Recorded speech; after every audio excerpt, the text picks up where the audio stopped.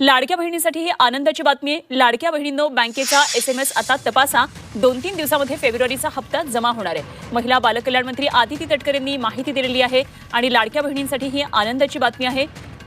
तर 2 ते 3 दिवसांमध्ये फेब्रुवारीचा हप्ता जमा होणार आहे आणि त्यामुळे बॅलन्स चेक करा, असं आदिती तटकरे यांनी या संदर्भातली माहिती दिली। महायुतीची महत्वाकांक्षी योजने असलेल्या लाडकी बहिणी योजनेचा हप्ता 1500 रुपयावरून 2100 रुपये करण्याची घोषणा झाली।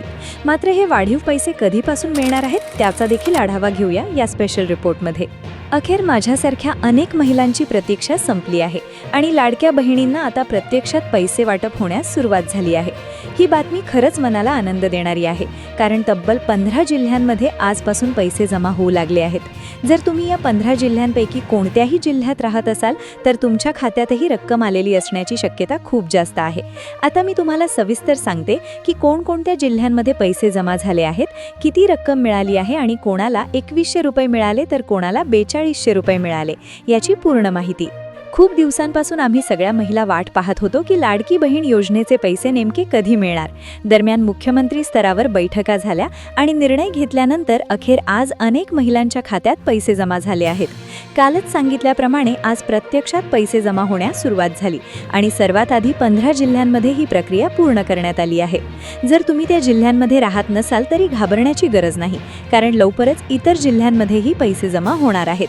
सर्वात महत्त्वाची गोष्ट म्हणजे काही महिलांच्या खात्यात 2100 रुपये जमा झाले आहेत, तर काही महिलांना थेट 4200 रुपये मिळाले आहेत। यामुळे अनेकांच्या मनात प्रश्न निर्माण झाला आहे की कोणाला जास्त पैसे का मिळाले आणि कोणाला कमी।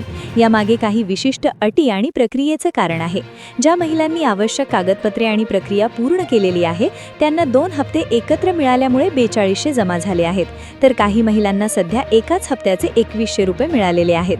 आता जिल्ह्यांबद्दल बोलायचं झालं तर यवतमाळ हा पहिल्या क्रमांकावर आहे। जर तुम्ही यवतमाळ जिल्ह्यात राहत असाल तर तुमच्या खात्यात पैसे आलेले असण्याची पूर्ण शक्यता आहे। त्याचप्रमाणे सातारा, अमरावती या जिल्ह्यांमध्येही पैसे वाटप सुरू झाले आहे। जळगाव, नाशिक आणि संभाजीनगर या ठिकाणीही महिलांच्या खात्यात पैसे जमा झालेले आहेत आणि तिथल्या बहिणींमध्ये आनंदाचं वातावरण निर्माण झालं आहे। या सर्व प्रक्रियेमध्ये एक महत्त्वाची गोष्ट लक्षात घेण्यासारखी आहे की कोणतीही वेगळी अट लावलेली नाही असे अनेकांना वाटत असले तरी प्रत्यक्षात पात्रता तपासूनच पैसे जमा केले जात आहेत। त्यामुळे काहींना 2100 रुपये तर काहींना 4200 रुपये अशी वेगवेगळी रक्कम मिळत आहे। जर तुम्ही सर्व अटी पूर्ण केल्या असतील तर तुम्हालाही पुढील टप्प्यात जास्त रक्कम मिळण्याची शक्यता आहे। आता सर्व महिलांसाठी ही खूप मोठी दिलासादायक बातमी आहे, कारण इतक्या दिवसांची प्रतीक्षा अखेर संपली आहे।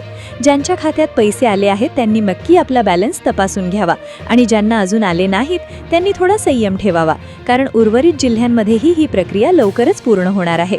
जर तुम्ही या सांगितलेल्या जिल्ह्यांपैकी कोणत्याही जिल्ह्यात राहत असाल तर तुमच्या खात्यात किती पैसे आले ते नक्की तपासा आणि तुमचा अनुभव इतरांसोबत शेअर करा, कारण अशा प्रकारची माहिती इतर बहिणींसाठी खूप उपयोगी ठरते। आता मी तुम्हाला पूर्ण माहिती सांगते की नेमकं कोणकोणत्या जिल्ह्यांमध्ये पैसे वाटप झालं आहे आणि त्यासोबतच एक खूप मोठी घोषणा सुद्धा करण्यात आलेली आहे। ही घोषणा आधीच करण्यात आली होती पण तिला अधिकृत मान्यता नव्हती, मात्र आता त्या निर्णयाला पूर्ण मंजुरी मिळालेली आहे। सर्वात महत्त्वाची गोष्ट म्हणजे आता महिलांना पीठाची गिरणी वाटप करण्याचा निर्णय पूर्णपणे मंजूर झाला आहे आणि लवकरच महाराष्ट्रभर महिलांना घरपोच पीठाच्या गिरण्या देण्याची प्रक्रिया सुरू होणार आहे। केंद्र शासनाकडून यासाठी आदेशही आलेले आहेत आणि संपूर्ण राज्यात ही योजना राबवली जाणार आहे। त्यामुळे ही महिलांसाठी खूप मोठी आणि आनंदाची बातमी आहे। आता पीठाची गिरणी नेमकी कोणाला मिळणार आणि कोणाला मिळणार नाही याबाबत सविस्तर माहितीही समोर आलेली आहे। ज्या महिलांनी आधीच पीठाच्या गिरणीसाठी फॉर्म भरलेला आहे त्यांना काहीच करायची गरज नाही, कारण त्यांच्याकडे आधीच सर्व माहिती उपलब्ध आहे आणि त्यांना थेट घरपोच गिरणी दिली जाणार आहे। जर एखाद्या महिलेने अजून फॉर्म भरलेला नसेल तर तिला फक्त 2 महत्त्वाची कागदपत्रे जमा करावी लागणार आहेत, कारण लाडकी बहीण योजनेमुळे सरकारकडे आधीच बहुतेक माहिती उपलब्ध आहे, त्यामुळे अतिरिक्त कागदपत्रांची गरज नाही। पहिलं कागदपत्र म्हणजे तुमच्या घराचं लाईट बिल आणि दुसरं म्हणजे घराचा 7/12। ही 2 कागदपत्रे जोडून तुम्ही सहजपणे अर्ज करू शकता। यासाठी लवकरच ऑनलाईन पोर्टल सुरू करण्यात येणार आहे किंवा काही ठिकाणी सुरू झालेला आहे। त्या पोर्टलवर पोर्टलवर जाऊन तुम्हाला फॉर्म भरताना ही 2 कागदपत्रे आणि एक पासपोर्ट साईज फोटो अपलोड करावा लागणार आहे. जर तुम्हाला स्वतःला ऑनलाईन अर्ज करता येत नसेल तर तुम्ही तुमच्या जवळच्या सेतू केंद्रात जाऊन हा फॉर्म भरू शकता. तिथले ऑपरेटर तुमचं पूर्ण काम करून देतील. फक्त तुम्ही आवश्यक कागदपत्रे घेऊन जाणं गरजेचं आहे. जसं आधी भांड्यांची किटं घरोघरी वाटप झाली होती तसंच आता पिठाची गिरणी सुद्धा घरपोच मिळणार आहे. त्यामुळे महिलांसाठी ही योजना खूप उपयोगी ठरणार आहे आणि घरगुती खर्चातही मोठी बचत होणार आहे. आता जिल्ह्यांबद्दल बोलायचं झालं तर रत्नागिरी, धुळे, रायगड या जिल्ह्यांमध्ये पैसे वाटप सुरू झालं आहे. तसेच मुंबईमध्ये राहणाऱ्या महिलांसाठीही ही आनंदाची बातमी आहे, कारण तिथेही पैसे जमा झाले आहेत.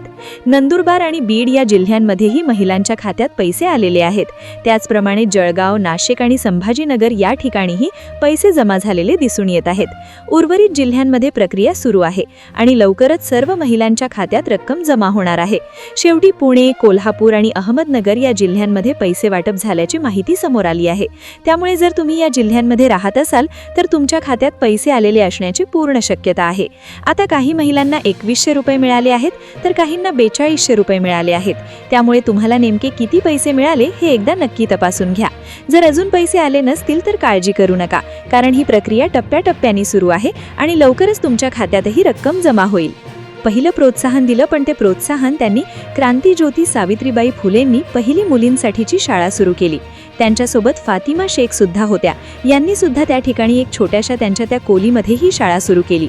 आज माझ्यासारख्या अनेक भगिनी ज्या आज या ठिकाणी बोलू शकतायत त्याचं कारण म्हणजे क्रांतीज्योती सावित्रीबाई फुले. त्यांनी जर त्यावेळेला खऱ्या अर्थानं सबंध समाजाच्या प्रवाहाच्या विरोधात जाऊन जर महिलांसाठी, स्त्रियांसाठीची हा शिक्षणाचा पाया रुजवला नसता तर